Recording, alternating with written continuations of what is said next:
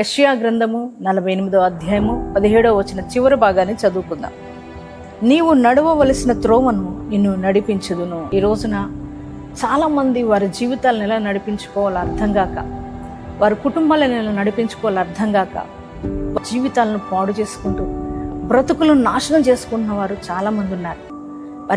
వారు ఎలా నడిపించుకోవాలో అర్థం కాక అస్తవ్యస్తమైపోయిన జీవితాలు కలిగిన వారు చాలామంది ఉన్నారు.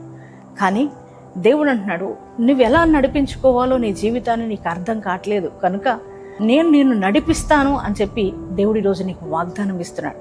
సరైన త్రోవలో ఆయన మిమ్మల్ని నడిపించబోతున్నాడు కనుక ధైర్యం తెచ్చుకునండి.